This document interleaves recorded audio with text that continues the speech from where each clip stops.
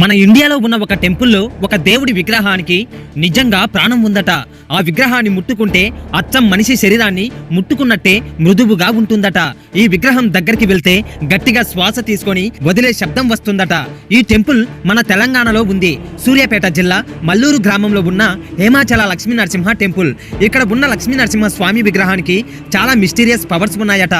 చాలా సంవత్సరాలుగా సైంటిస్టులను సైతం ఆశ్చర్యపడేలా చేస్తుంది. ఈ గుడిలో ఉన్న లక్ష్మీ నరసింహ స్వామి విగ్రహం పురాణాల ప్రకారం ఈ విగ్రహం ఈ కొండల్లోనే వెలిసింది. విగ్రహాలు అనగానే చాలా విగ్రహాలు రఫ్ అండ్ హార్డ్ గా ఉంటాయి. కానీ ఈ విగ్రహం మాత్రం ఒక మనిషి శరీరం లాగానే ఉంటుంది. స్వామివారి ఛాతి ఎంత మృదువుగా ఉందో ఒకసారి మీరే ఈ వీడియోలో చూడండి. అంతేకాదు స్వామివారి నాభి నుండి రక్తం లాగా వస్తుంటుంది. ఇదంతా ఆ లక్ష్మీ నరసింహ స్వామి వారి నిజమైన మహిమ అనుకునే ప్రతి ఒక్కరూ జై శ్రీ లక్ష్మీ నరసింహ స్వామి అని కామెంట్ చేసి తప్పకుండా లైక్ చేసి సబ్స్క్రైబ్ చేసుకోండి. ప్రతి ఒక్కరికి షేర్ చేయండి.